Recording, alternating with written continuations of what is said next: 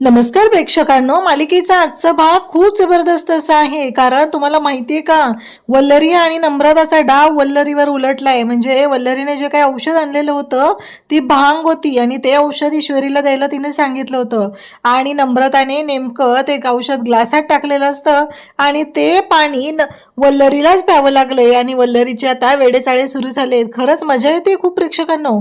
त्यानंतर इकडे आपल्याला पाहायला मिळतं की अर्णवने ईश्वरीसाठी कोरिओग्राफर आणलाय. कारण ईश्वरी लहान असताना डान्स शिकलेली होती, पण आता जेव्हा ती प्रॅक्टिस करत असते तेव्हा डान्स स्टेप तिच्या चुकत असतात.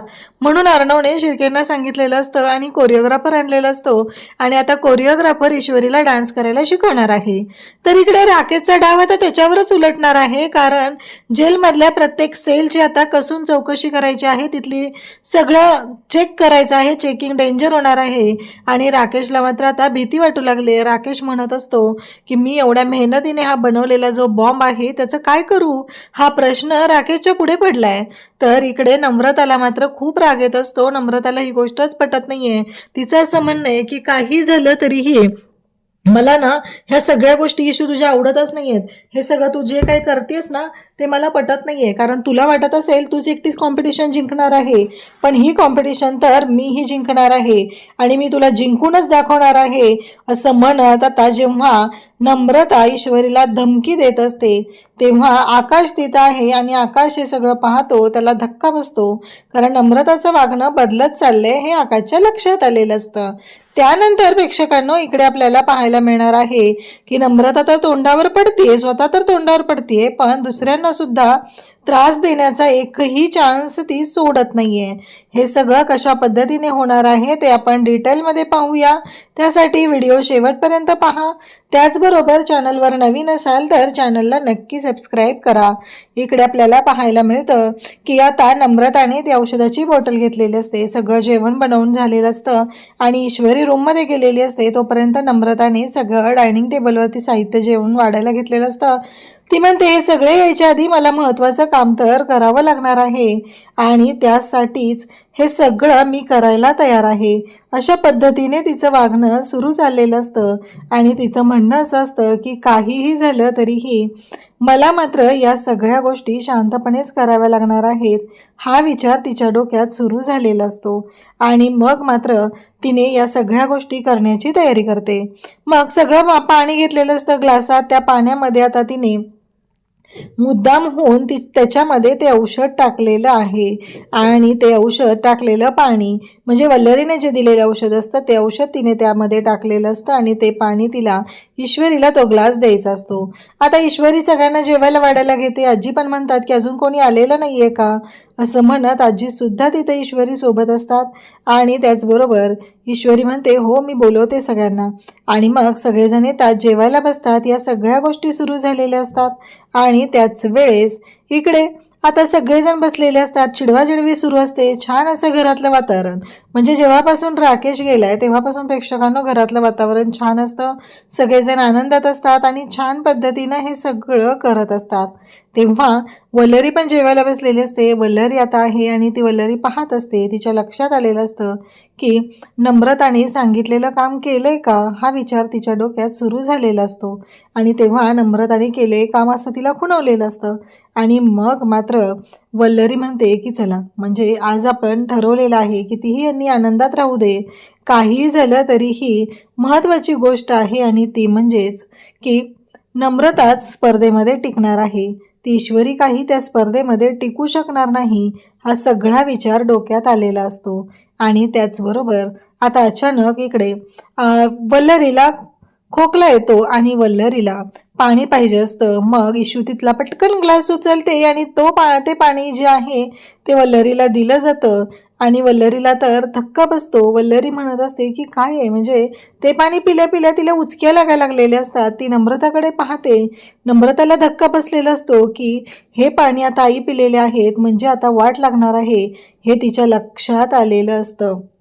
तेव्हा नम्रता म्हणत असते की हे सगळं काय होऊन बसलंय, कारण जे काय घडतंय ते मात्र खूपच भयानक असं असतं. हे लक्षात आल्यामुळं आता नम्रता चांगलीच हादरलेली असते. वल्लरीच्या त्यावेळेपेक्षा जास्त शिट्ट्या वाजलेल्या असतात, कारण वल्लरीला कळतं की ते औषध आपल्या पोटात गेले, मला इथून पहिलं गेलं पाहिजे. आणि जेव्हा वल्लरी उठून उभी राहते तेव्हा जोरजोरात सगळेजण हसतायत, म्हणजे सगळेजण तिला पाहून हसतायत. सगळ्यांना तिचं जे काही हे वागणं आहे ते अजिबात पटत नाहीये हे लक्षात आलेलं असतं. सगळेजण तिच्याकडे बघून हसतायत आणि मग वल्लरी म्हणते की मला आज खूप आनंद झालाय, मी आज खूप खुश आहे. आणि मग मामा सुद्धा हे सगळं पाहत असतो आणि त्याचवेळी वल्लरीचं हे जे काही हसणं आहे ते पाहून इकडे मामालाही धक्का बसलेला असतो. वल्लरी जोरात किंचाळते आणि खाली बसते. सगळेजण म्हणत असतात की आता हिला काय झालं अचानक, म्हणजे ही का ओरडायला लागली आहे. आणि तिला कळतच नसतं, सगळं असं वेगळंच दिसत असतं. अचानक ओरडते, खाली बसते, त्याच्यानंतर पुन्हा ओरडायला सुरुवात करते. हे सगळं चालू झालेलं असतं. आणि मग मात्र इकडे ईश्वरी त्याचबरोबर अंजली आजी म्हणू लागतात की काय होतं हिला, नक्की काय त्रास होतोय.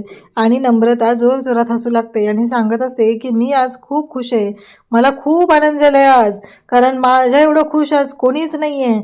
असं म्हणत जोरजोरात तिचं हसणं ओरडणं सुरू असतं. आणि त्याच वेळेस ह्या सगळ्या गोष्टी घडत असतात.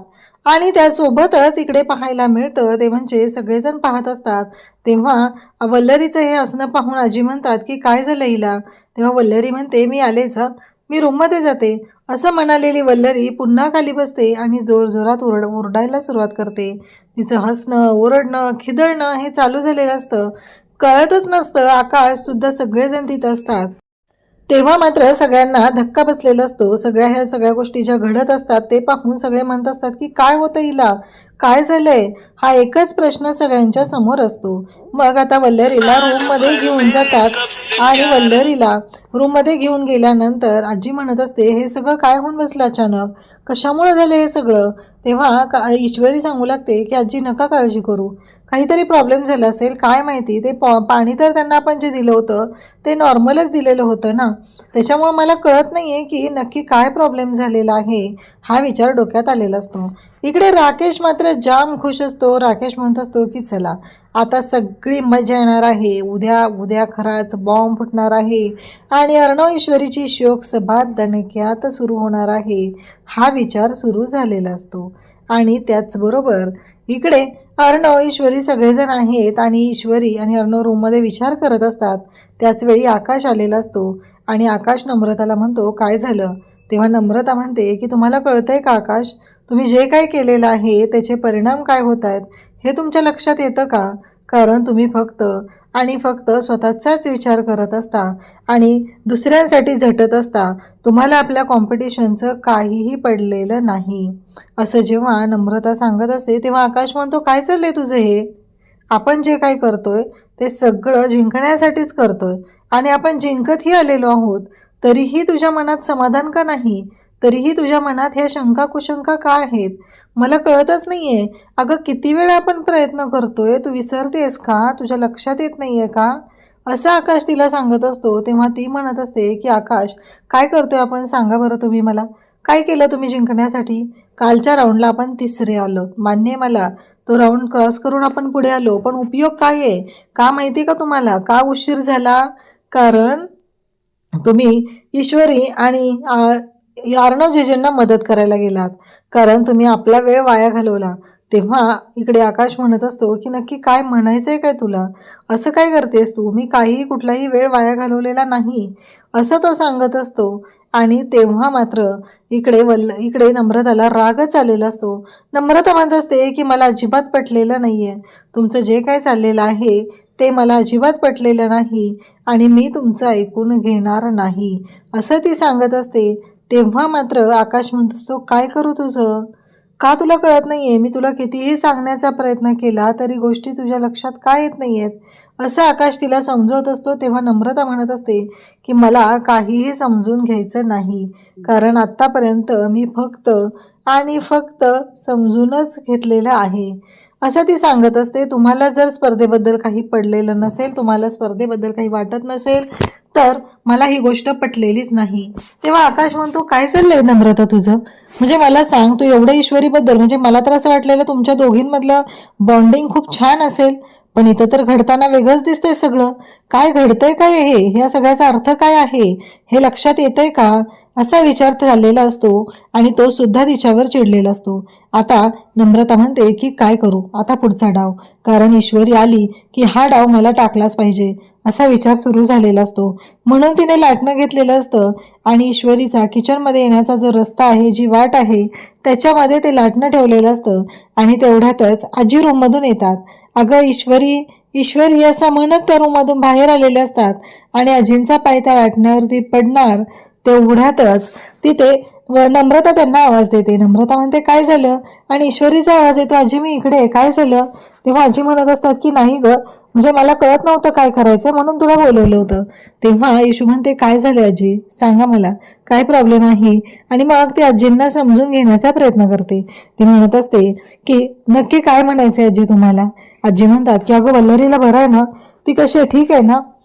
मग ईश्वरी सांगते की हो, अंजलीताई आहेत त्यांच्याजवळ, त्या समजावत आहेत त्यांना. असं म्हणत ईश्वरी आता म्हणते की तुम्ही आराम करा आजी जाऊन, मी ना आता ह्या बाकीच्या गोष्टी करून घेते, म्हणजेच मी ना स्वयंपाकाचं बघून घेते आणि झाला की तुम्हाला आवाज देते, हे सांगितलं जात असतं. तेव्हा मात्र इकडे ईश्वरी येणार. नम्रता खुश झाली, चला लाटण्यावर पाय घसरणार. आणि महत्त्वाची गोष्ट म्हणजे ईश्वरी उद्या कॉम्पिटिशनला उतरू शकणार नाही हा विचार या नम्रताच्या डोक्यात सुरू असतो. पण ईश्वरीचा पाय त्या लाटण्यावरनं सटकतो. अर्णवच्या लक्षात येतं इथे काहीतरी मेजर प्रॉब्लेम झालाय. ही गोष्ट अर्णवच्या लक्षात आल्यानंतर अर्णव ईश्वरीला सावरायला येतो, कारण ईश्वरी खूप जोरात ओरडलेली असते. तिथंच असलेल्या नम्रताला आवाज सुद्धा गेलेला नसतो किंवा तिला वाटलेलं नसतं की आपण जाऊन ईश्वरीची मदत करावी, तिला वाचवावं, एवढा सुद्धा विचार त्या बावळटाच्या डोक्यात आलेला नसतो. इकडे मात्र आता पाहायला मिळतं की वल्लरीचं वेगळंच सुरू झालंय. तिचे वेडेचाळ सुरू झाले, जोर जोरात हसत असते, किंचाळत असते. तेव्हा ते अंजलीला म्हणते की अंजू इकडे, मला तुला काहीतरी सांगायचंय. मग अंजलीला जवळ घेते, अंजलीच्या कानात काहीतरी सांगायचंय म्हणून अंजली सुद्धा जवळ जाते आणि त्याच वेळी वल्लरी तिच्या कानात जोरात किंचाळते, काही नाही सांगायचं असं म्हणत किंचाळलेली असते. आता मात्र इकडे अंजलीला कळतच नाहीये की ह्या सगळ्या गोष्टी काय करू मी, कशा पद्धतीने करू, हा विचार सुरू झालेला असतो. अंजली म्हणत असते मामी जरा शांत हो ना. तेव्हा आकाश आणि त्याचबरोबर तिथे अविनाश असतो आणि त्या दोघांनाही कळलेलं असतं की हिचं काय करायचं.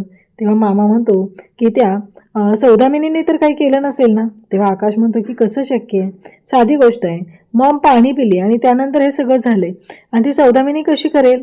तेव्हा मामा म्हणतात की मला असं वाटतंय आपल्या घरातलं कोणी बाहेर हेच करतंय का, त्यामुळं हा सगळा गोंधळ होतोय का, हे लक्षात आलेलं असतं. आणि तेव्हा मात्र मामा सांगत असतात की काळजी करू नको, बघ हा सगळा गोंधळ झालाय ना, हे तर आपल्याला निस्तरावं लागणारच आहे ना, कारण आत्ता तिच्या डोक्यात जे काही चालू आहे त्याचा विचार करायला पाहिजे. अंजली तिला म्हणते की झोप ग मामी, झोप आता, थोडं शांत झोप. खरं तर एकतर कनूला अंजली नुसतीच झोपून आलेली असते आणि जेवायचं म्हणून ती आलेली असते, पण हा सगळा गोंधळ झाल्यामुळं तिलाही सुचत नसतं की आता काय करू. इकडे आकाश आणि मामा दोघंही बोलत असतात. तेव्हा मामा म्हणतात की मला तर कळतच नाही, जेव्हापासून ही कॉम्पिटिशन सुरू झाली आहे ना, मला फक्त आणि फक्त सगळीकडे ना असं वाटत असतं की ती सौदामिनी आहे ना, तीच हे सगळं करत असणार आहे, असा विचार आता इकडे मामाच्या डोक्यात सुरू झालेला असतो. तेव्हा आकाश म्हणतो की नाही बाबा, असं काही नाहीये, तुमच्या डोक्यात उगीच विचार चालू आहे. आणि त्याच वेळी हे सगळं जेव्हा घडत आहे तेव्हा अंजली इकडे शांत करण्याचा प्रयत्न करत असते. आणि त्याचबरोबर हे सगळं जेव्हा घडत असतं तेव्हा मात्र अंजली विचार करते की हे सगळं काय झालंय. आणि त्याचबरोबर ह्या सगळ्या गोष्टी जेव्हा चालू झालेल्या आहेत तेव्हा मात्र अर्णव आणि ईश्वरीचं आता इकडं वेगळं सुरू झालेलं आहे. आणि मग अर्णव आणि ईश्वरी विचार करत आहेत. अर्णव म्हणतो की काय करायचंय नक्की मी सिंदूर, काय आहे तुझ्या डोक्यात. तेव्हा ईश्वरी म्हणत असते की मी प्रयत्न करते, पण माझ्या लक्षात येत नाहीये की गोष्टी कशा पद्धतीने सोडवल्या पाहिजेत, हा विचार तिच्या डोक्यात सुरू झालेला असतो. आणि त्याच वेळी ती म्हणते की अहो मला ना कळत नाहीये, तुम्ही बघा ना एकदा. तेव्हा तो म्हणतो की कळत नाही म्हणजे काय, काय झालंय प्रॉब्लेम नक्की ते तर कळू दे मला, असं सांगितलं जात असतं. आणि तेव्हा अर्णव तिला बोलण्याचा प्रयत्न करत असतो. अर्णव म्हणत असतो की उगीच नको तो विचार करू नकोस तू, एवढं लक्षात ठेव, असं अर्णव तिला सांगत असतो. आणि मग मात्र इकडे ईश्वरी म्हणत असते की हे सगळं काय चाललंय, कारण बघा ना तुम्ही. आणि मग या सगळ्या गोष्टी जेव्हा चालू झालेल्या असतात तेव्हा तिथे अर्णव तिला समजवण्याचा प्रयत्न करत असतो, तुझं लक्षच नाहीये. तर तेव्हा ईश्वरी म्हणते, नाही माझ्या पायाखाली काहीतरी आलं होतं, कारण तिच्या पायाखाली आलेलं लाटणं होतं आणि त्या लाटण्यावरून पाय घसरत चाललेला होता आणि त्यामुळं ती पडणार होती, ही गोष्ट लक्षात आलेली असते.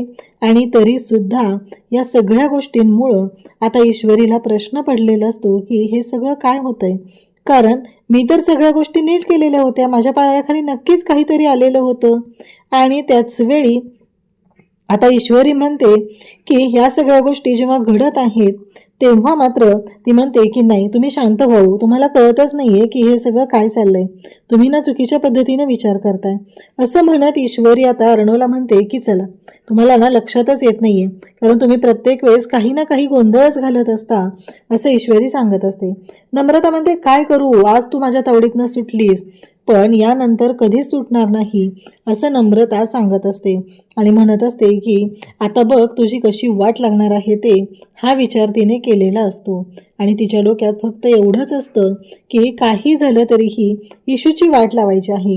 आता रूममध्ये आल्यावर इशू सर्चिंग करत असते. ती म्हणत असते की नाही, मला आता शोध घेतला पाहिजे, नक्की काय करायचं आणि कसं करायचंय, हा विचार तिच्या डोक्यात सुरू झालेला असतो. तेव्हा मात्र अर्णव म्हणत असतो की काळजी करू नको मी सिंदूर, होईल सगळं. तेव्हा ती म्हणते, तुम्ही माझी मदतच करत नाहीये तर कसं होणार आहे सगळं, असं म्हणत ईश्वरी बोलत असते. तेव्हा मात्र अर्णव म्हणतो की नक्की काय म्हणायचंय काय तुला. ईश्वरी म्हणते की तुम्ही बघा ना, तुम्ही करताय का माझी मदत, सांगा बरं मला, तुमच्या लक्षात येतं का मी तुम्हाला काय सांगते ते. तुमच्या डोक्यात मात्र फक्त वेगळंच चालू झालेलं असतं, तुमच्या डोक्यात तुमचंच फक्त पडलेलं असतं आणि ह्या सगळ्या गोष्टी घडत असतात. तेव्हा अर्णव म्हणतो की थांब जरा मी सिंदूर, मी काहीतरी शोधण्याचा प्रयत्न करतोय, तू थांब, असं अर्णव तिला सांगत असतो. आणि तेव्हा मात्र ईश्वरी म्हणत असते की म्हणजे नक्की काय करायचंय. तेव्हा अर्णव म्हणतो की मी करतोय ना प्रयत्न. ईश्वरी पण शोधाशोध करत असते. ईश्वरी म्हणते की नाही, मला आता ह्या सगळ्या गोष्टी माझ्या पद्धतीनेच केल्या पाहिजेत, हा विचार ईश्वरीच्या डोक्यात सुरू झालेला असतो. आणि ती म्हणते की मी डान्सची प्रॅक्टिस सुरू करते. मग अर्णव तिला वेगवेगळे इंटरनॅशनल लेवलचे डान्स सांगत असतो की तू अशा पद्धतीने डान्स कर, तू तशा पद्धतीने डान्स कर. ईश्वरी म्हणते की अहो सर, असं काय करताय, कॉम्पिटिशन इंटरनॅशनल लेवलची आहे आणि म्हणूनच तर मी तुम्हाला काय सांगण्याचा प्रयत्न करते, तुमच्या लक्षात येतंय का, कॉम्पिटिशन इंटरनॅशनल लेवलची आहे म्हणून मला तुम्हाला हे सांगायचं आहे की काहीतरी मला महाराष्ट्रीयन करायचं आहे, आपल्या मातीत जे आहे त्या रिलेटेड काहीतरी करायचं आहे, असं ईश्वरी सांगत असते. तेव्हा मात्र अर्णव म्हणतो की हे सगळं काय चाललंय मी सिंदूर, ईश्वरीला कळतच नाहीये. ईश्वरी म्हणत असते, काय चाललंय म्हणजे, मी काहीच चुकीचं केलेलं नाहीये, मी जे काय केलेलं आहे ते सगळं बरोबरच करते.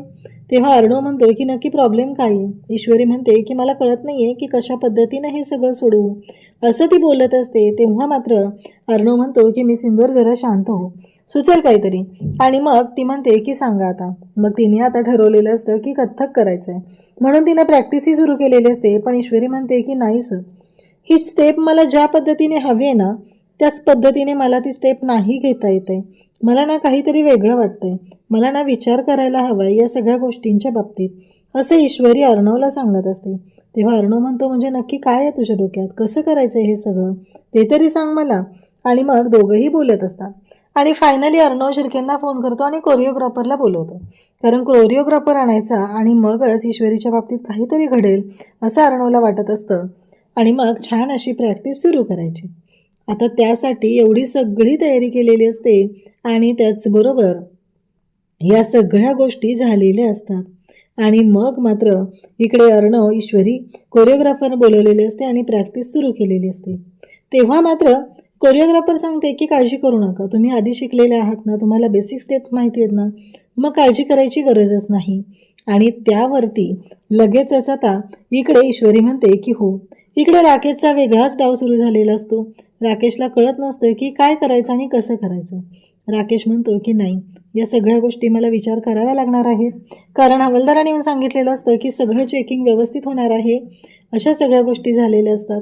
आणि राकेश म्हणतो की म्हणजे माझी इतक्या दिवसांची मेहनत वाया जाणार आहे, नाही नाही, हे अजिबात मी होऊ देणार नाही, असं राकेश विचार करत असतो.